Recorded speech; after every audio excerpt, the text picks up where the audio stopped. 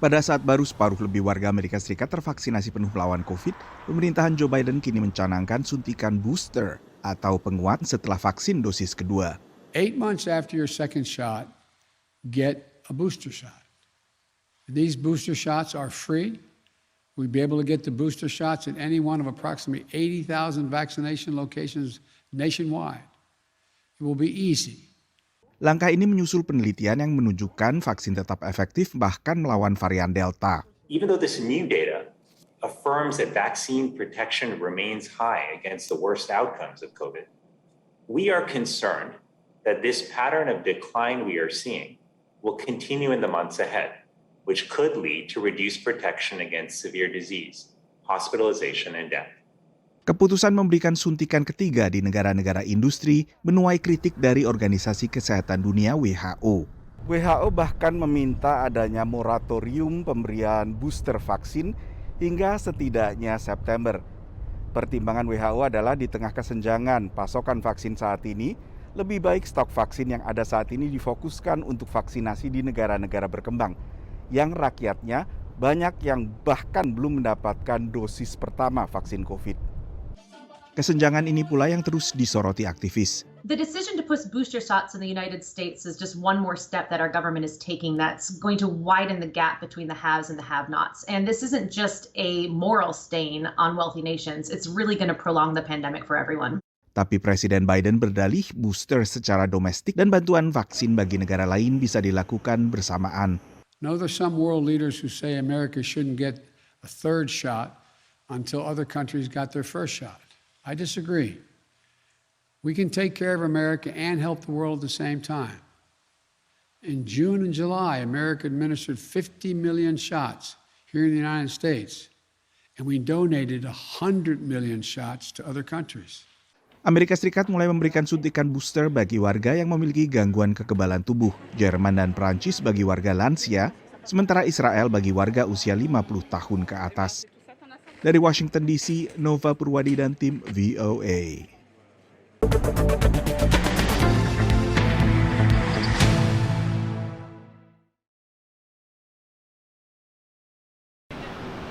Setelah The Big Apple alias kota New York mewajibkan bukti vaksinasi untuk bersantap di restoran dan kegiatan dalam ruangan lainnya, giliran The Big Easy alias New Orleans di negara bagian Louisiana memberlakukan kewajiban serupa. I don't feel like I want the vaccine. I'm not comfortable with the studies of it and how long it's been out. I'm not comfortable with that, but I do take vitamins and things to build up my own immunity. If I'm sick, I stay home. I wash my hands, I wear my mask, and I don't go around other people that have been sick or any of that. So I take all the precautions. I feel like the main responsibility lies with each individual. So I'm gonna come out and I'm gonna do my thing, but I'm always wearing my mask. And I do not believe in the vaccination, I'm sorry. I gotta be honest. Tapi sebagian turis dan warga mendukung program Health Pass yang diluncurkan Wali Kota LaToya Cantrell. I fully support Mayor Cantrell's, initiatives to try to decrease the transmission in the community, and I think more businesses should be proactive and not be so much worried about the resistance from a few. There was a mandate put in place for New Orleans Parish where the gyms, restaurants, and bars are going to be requiring proof of vaccination or a negative COVID test, and I'm a big time gym guy, so that's my main motivator, honestly. Louisiana menjadi salah satu hotspot terbaru virus corona dengan angka vaksinasi yang tergolong paling rendah di seluruh AS. Basically in the last 2 to 3 weeks it has absolutely skyrocketed. Everyone in the community is doing their part to take the test. We've actually increased manpower, equipment, supplies, everything across the board to make sure that we are completely ready for this surge and this spike that we are currently in right now. The consistent message that I've been trying to get out is get vaccinated. It doesn't matter if you don't have an overwhelming contraindication to vaccination, as long as you meet the age requirements, that is the single best thing that you can do to protect yourself and protect your family and loved ones and even strangers on the street. Guna menggalakkan vaksinasi dan meredam perbakan virus corona, pemerintah kota New Orleans juga mewajibkan vaksinasi bagi para pegawai pemerintah kota. Langkah ini juga menyusul langkah serupa di New York. Di New York, pilihannya adalah antara menunjukkan bukti vaksinasi atau melakukan tes COVID secara berkala setiap pekannya. Dari Washington DC, saya Nova Purwadi dan tim VOA.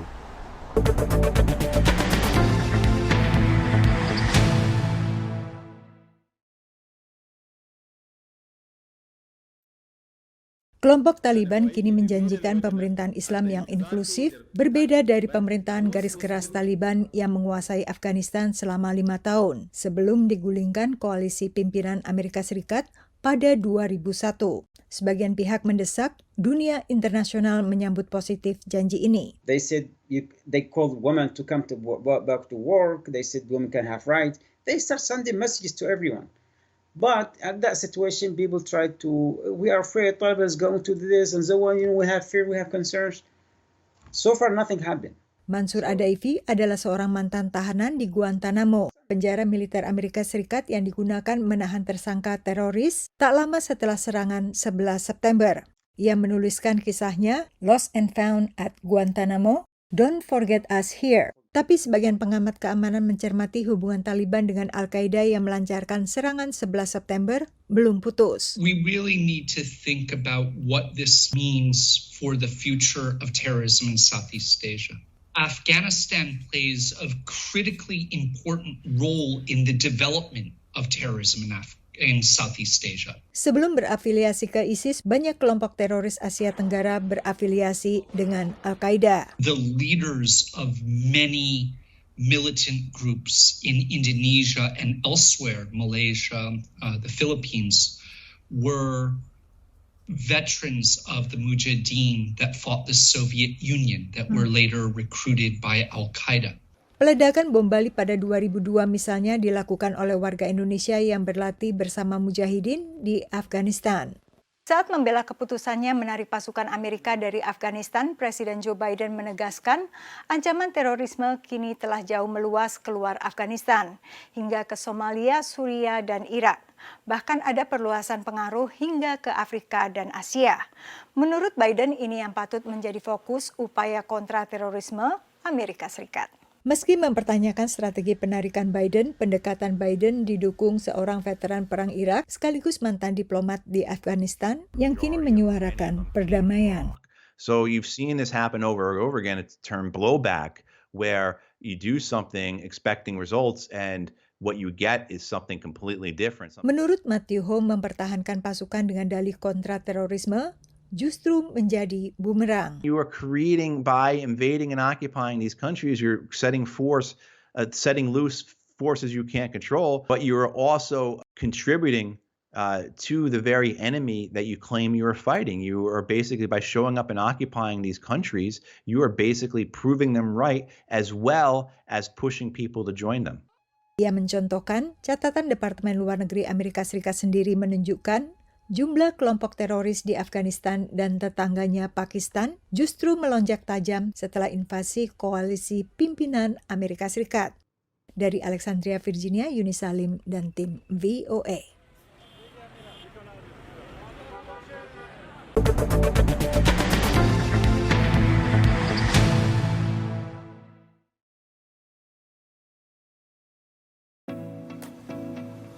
Rosie Khalif kini konsultan bisnis dan pengusaha sukses. Tapi masa kecilnya penuh cobaan. Ia dan keluarganya bermigrasi ke Amerika Serikat dari kecamuk di Lebanon pada pertengahan 1980-an. My mom opened the envelope and it said, "Congratulations, you have won the United States Green Card Lottery."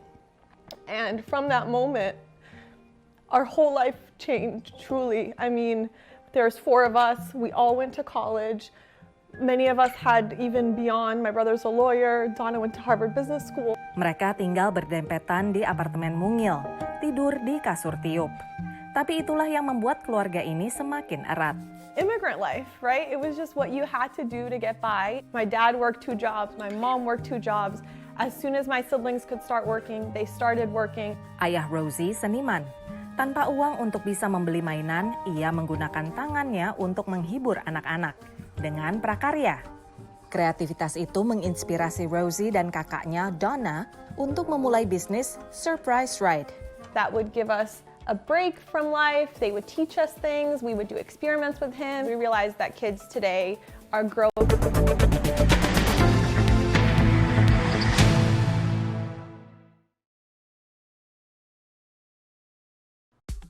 Program kepemimpinan pemuda di North Carolina ini biasanya melakukan perjalanan setiap tahun untuk merayakan kelulusan para peserta. Tapi selama pandemi, tidak ada yang bisa beranjak dari rumah. So I said, well, how can we do something so that they are at least being given the experience of traveling? Direktur program ini, Evana Ross, menemukan ide tur virtual ini dengan perusahaan Israel bernama Happetur. Para siswa memilih Australia sebagai tujuan mereka. Come and join me as we learn all about Australia's plants and animals. Tur ini disiarkan langsung dan bisa interaktif. He was very engaged with us. He made it fun. He was funny. I saw different mountain structures, different types of birds. It looked like a whole new world, you know. Dominic Dorasi sudah menjadi pemandu wisata profesional di San Francisco selama lebih dari 30 tahun. Tapi pada tahun 2020, my normal work schedule just collapsed. Dengan sejumlah peralatan dan perangkat lunak dari Happetur, Dominic siap untuk siaran langsung lewat streaming. You are on the main drag of Chinatown. Hi, Lily. Selama tur, peserta bisa mengajukan pertanyaan. The fortune cookie as we know it was invented right here in San Francisco.